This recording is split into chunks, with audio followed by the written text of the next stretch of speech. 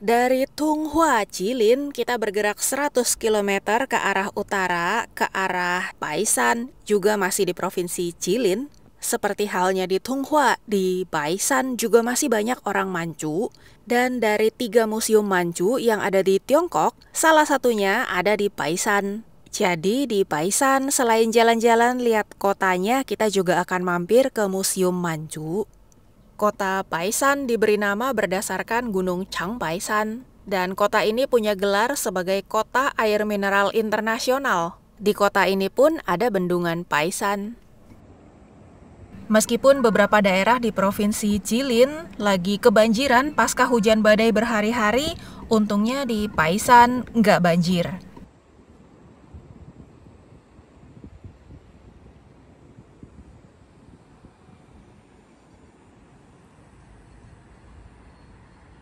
Ini alun-alun kotanya yang diberi nama Manchu Cultural Park. Di sini ada ukiran-ukiran yang menceritakan mengenai budaya Manchu, tapi tidak ada keterangan terlalu detail, jadi ya sekedar tempat buat olahraga aja. Informasi lebih detail kita akan lihat di museum aja ya. Bobo di mobil bareng Alvin dan Lucy, berpetualang rutenya penuh tantangan, tambah wawasan dan juga pengetahuan, bukan hanya sekedar jalan-jalan. Bobo di mobil hadir untuk kamu, langsung dari TKP tayangan lebih seru. Salju dan gurun pasir diterjang, lewati banyak rintangan, nontonnya bikin candu. Mau masak apa nih? Bikin sup timun pakai daging cincang. Oh, oke. Masih crispy? Masih dong. Oke. Wangi nggak? Wangi. Bisa langsung makan sebenarnya. Nggak usah dibikin sup. Mm-mm. Ini ada daging mentah ya. Oke.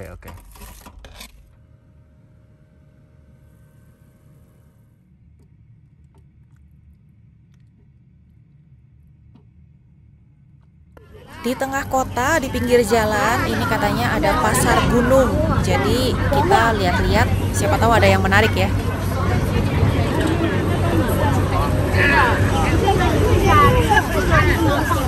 备一备，煮开水泡一下的。就洗干净，把它掰开，啊，对对。开水烫上，然后怎么样？然后就炒。炒这些小辣椒，好好吃的。怎么吃的这个？拿一个大的酱水吧。对，家都卖好几年。野生的这个，全是点煮葱放在里头了。放这个，这甜口是不用。这个好，这个这个好有肉，一点都不老。这个那个好有肉，一掰开，这就掰。有肉什么意思？有肉和糊的。 啊，有用多用补一点。这不是肉，有肉，有肉，这不是越胖你越有肉。 Kita beli jamur teman-teman. Ini katanya jamurnya dari hutan, bukan yang dibudidayakan. 韩国泡菜，你都给我生给我哦！你也当当。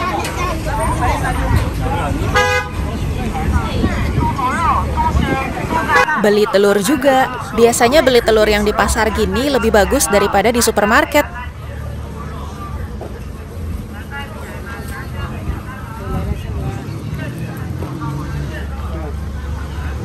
Selesai makan, selesai jajan di pasar, berikutnya kita mampir ke Museum Manchu. Konon kabarnya orang-orang Manchu berasal dari Changbaisan, yang lokasinya ada di sebelah tenggara dari Jilin Province. Ini asal-usulnya konon kabarnya dari letusannya Gunung Changbai.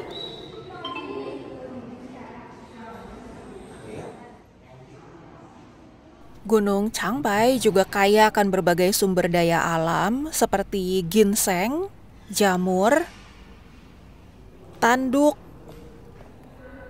pinus Korea, ikan salmon, biji yang mengandung emas, gugus kristal, obsidian,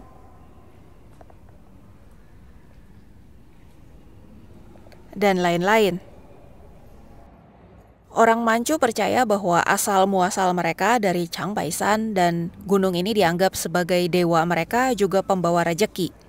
Dari tahun ke tahun pun kaisar yang memimpin sendiri upacara untuk worship gunung Changbai. Di sini ada mitos 3 peri yang menjadi asal-usulnya Manchuria.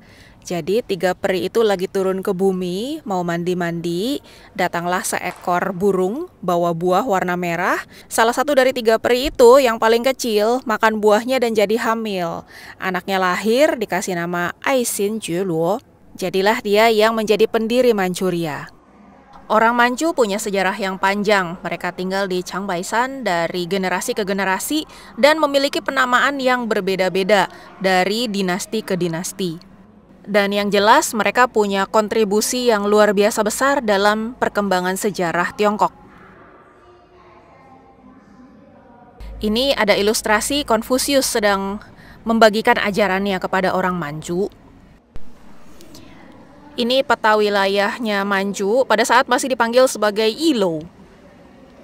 Peradabannya udah tua sekali ya. Ini ada hasil-hasil galian, kapak-kapaknya, peralatan yang mereka gunakan dari zaman dahulu kala. Ini mold untuk bikin kapak. Dari zaman batu sampai masuk ke zaman logam. Gerabah yang mereka gunakan pun masih ada.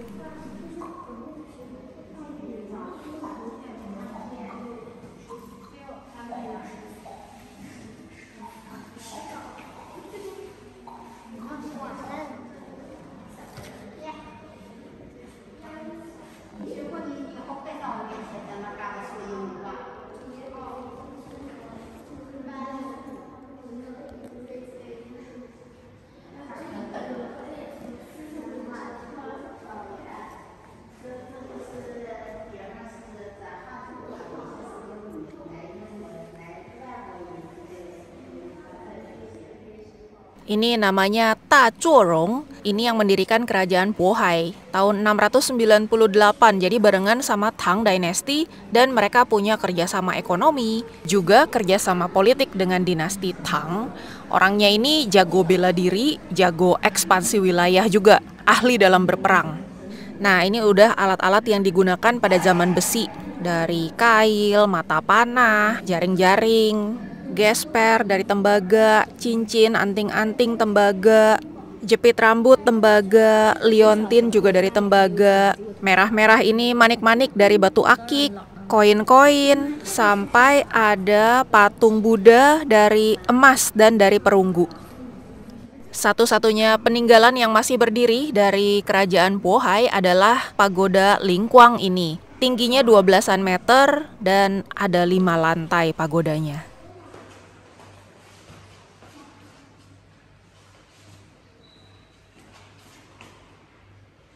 Ini peta yang menunjukkan besaran wilayahnya area Bohai. Di masa kerajaan Bohai tersebut, sudah ada penambangan tembaga atau koper dan besi di daerah Liutaokou. Kalau sekarang kota Linjiang yang lagi kebanjiran. Teman kita Widya juga di sana.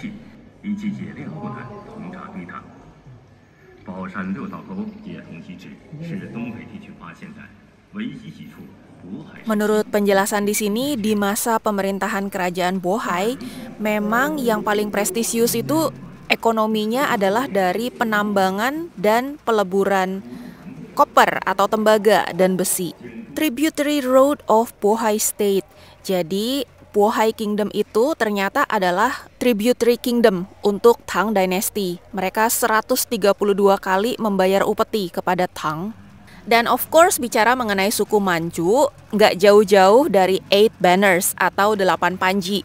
Dan sistem ini kita sudah jelaskan di episode sebelumnya waktu kita di Jilin di Tunghua, di Museum Suku Manchu yang pertama.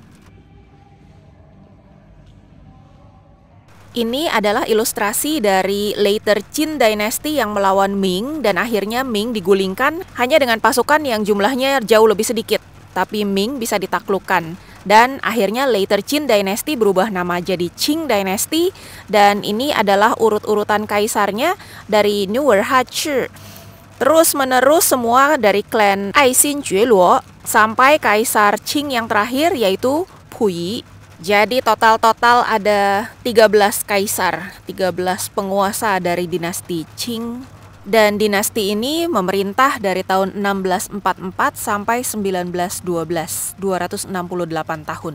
Dan dengan berakhirnya dinasti Qing, berakhir juga sistem kekaisaran dalam pemerintahan di China. Dan di masa itulah wilayah China masih luas-luasnya, termasuk yang sekarang jadi wilayahnya Rusia, termasuk kiri kanannya Yalu River. Terus ini sampai kita explore ada Lushunkou, Dalian, Shantung, semua. Jadi namanya berubah-berubah dari Nuzhen, Daqin, Qing, semua memaksudkan Manchu, sama aja. Menarik, meskipun pemerintahan Qing sudah selesai dan meskipun Puyi sebagai kaisar terakhirnya sempat dipakai sebagai pemimpin negara boneka, kekaisaran Manchukuo bikinan Jepang, tapi ketika Jepang kalah, Puyi tidak dibunuh oleh pemerintahan Tiongkok modern. Bahkan ini ada foto tahun 1961, Zhou Enlai berfoto bersama keluarga besar Aixin Jueluo. Padahal biasanya kalau ada satu dinasti digulingkan oleh dinasti yang baru, pemimpin yang lamanya pasti dihabisin juga. Kota Baisan sebenarnya cantik, rumah-rumahnya bagus-bagus, bahkan kayak mansion gitu, besar-besar. Kalau di Jakarta nih kayak di daerah Danau Sunter Selatan. Tapi kita nggak terlalu banyak explore Baisan, kayak lewat-lewat aja karena cuaca juga hujan terus. Jadi kita mau kejarin weekend udah nyampe ke Yanbian Korean Autonomous Prefecture. So, mari kita lanjutkan perjalanan. Terima kasih buat teman-teman yang sudah memberikan like, memberikan komen, dan share link video ini kepada teman-temannya. Dan terima kasih juga buat yang sudah support secara langsung, baik melalui Super Thanks, PayPal, maupun Buy Me a Coffee. Semoga teman-teman yang sudah bermurah hati juga rezekinya lancar-lancar ya. Sampai jumpa lagi di Yanbian Korean Autonomous Prefecture. Thank you for watching and goodbye!